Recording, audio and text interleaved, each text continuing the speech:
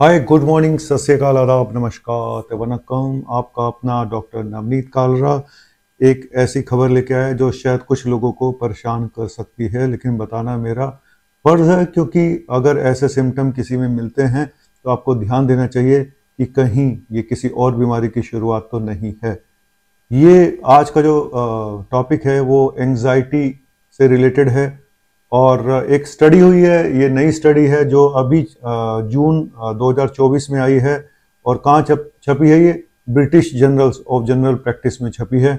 और ये स्टडी बताती है कि एंजाइटी डिसऑर्डर अगर 50 साल के बाद किसी को होता है तो उन पेशेंट में पार्किंसन डिजीज होने के चांसेस दुगने होते हैं एक आम आदमी के मुकाबले। पहले ये बता दूं कि एंजाइटी डिसऑर्डर की सिम्टम क्या होते हैं। घबराहट होना, बेचैनी होना, दिल धड़कना, नींद ना आना, हर समय डरा डरा सा रहना, ठीक है। और कुछ साइकोसोमेटिक सिम्टम भी हो सकते हैं। अगर आपको एंजाइटी डिसऑर्डर 50 साल के बाद हो रहा है और तो ये स्टडी आएगी कि पार्किंसन नाम की बीमारी होने के चांसेस दुगने हो जाते हैं इन पेशेंट्स में। पार्किंसन डिजीज क्या होती है?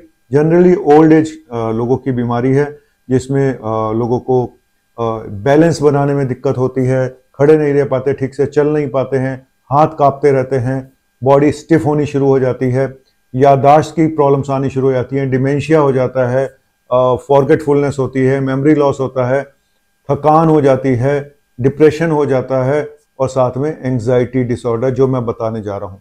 ये स्टडी किसने करी है? ये स्टडी जो करी है, ऑथर है जुएन बेजो अल्वारेज, सीनियर रिसर्च फेलो हैं epidemiology and health at university college of London. करीब करीब 1 लाख पेशेंट पे ये स्टडी की गई। 1 लाख पेशेंट वो लिए गए जिनको एंजाइटी डिसऑर्डर हुआ 50 साल के बाद, और तभी से उनको ट्रैक करना शुरू कर दिया गया। और बाकी इतने ही पेशेंट लिए गए जिनको एंजाइटी नहीं थी।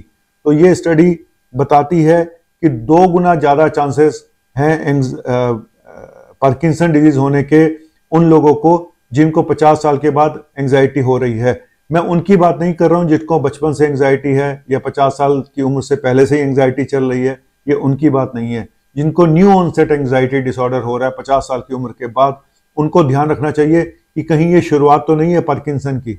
ऐसा हो सकता है कि साथ में थकान भी हो रही है, डिप्रेशन भी हो रहा है ना, कुछ मेमोरी लॉस भी हो रहा है। तो हो सकता है ये अभी बहुत शुरुआती सिम्टम हो पार्किंसन के, इसलिए बहुत ध्यान से देखना चाहिए इन पेशेंट्स को।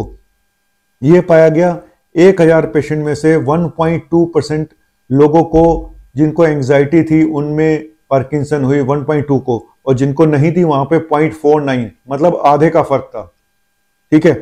और तो कुल मिला के एक मैं डराने के लिए तो ये वीडियो नहीं बना रहा हूं, सिर्फ आपको बताना मकसद था कि अगर किसी को ऐसा होता है तो आप ध्यान रखिएगा, खाली एंजाइटी डिसऑर्डर करके ही हम उसको ना बैठ जाएं। हमें यह भी सोचना पड़ेगा कि कुछ और सिम्टम पे भी हमें नजर बना के रखनी पड़ेगी कि ऐसा ना हो ये पार्किंसन डिजीज की शुरुआत हो गई हो। Generally Parkinson disease old age की बीमारी है, 65-70 साल के बाद ये शुरुआत होती है, लेकिन कुछ पेशेंट में जल्दी भी शुरुआत हो जाती है। और ये वो पेशेंट हैं जिन पे निगाह रखनी बहुत जरूरी है।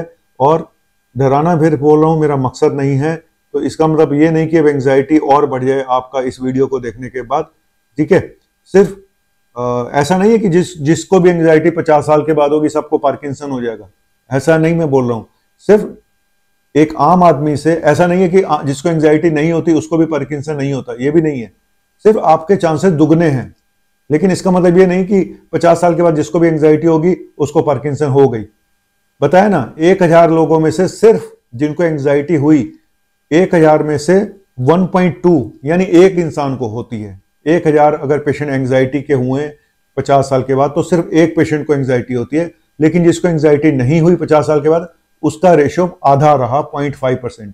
तो इतना ज्यादा वो घबराने वाली बात नहीं है। सिर्फ ध्यान रखिएगा कि शुरुआत अगर हो रही है तो हमें बाकी सिम्टम पे नजर बना के रखनी पड़ेगी और पार्किंसन डिजीज को रूल आउट करना पड़ेगा। और हर 2-3 साल के बाद उसको रिव्यू करना चाहिए कि कोई और सिम्टम तो डेवलप नहीं हो रहे हैं। थैंक यू वेरी मच, शुक्रिया। लेकिन पार्किंसन डिजीज का कोई टेस्ट एज सच नहीं होता है। सीटी स्कैन करा के भी पार्किंसन डिजीज को रूल आउट नहीं किया जा सकता।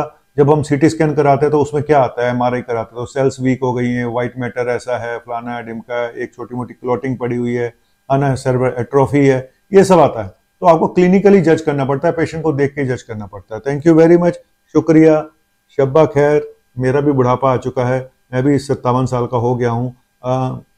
मुझे भी याददाश्त मेरी कमज़ोर है, लेकिन मेरी एंग्जाइटी डिसऑर्डर बचपन से है, और एंग्जाइटी की दवाइयाँ भी क्या ब्रेन को वीक करती हैं, इस पे फिर कभी वीडियो बनाऊंगा। आज सिर्फ इतना ही। थैंक यू, शुक्रिया।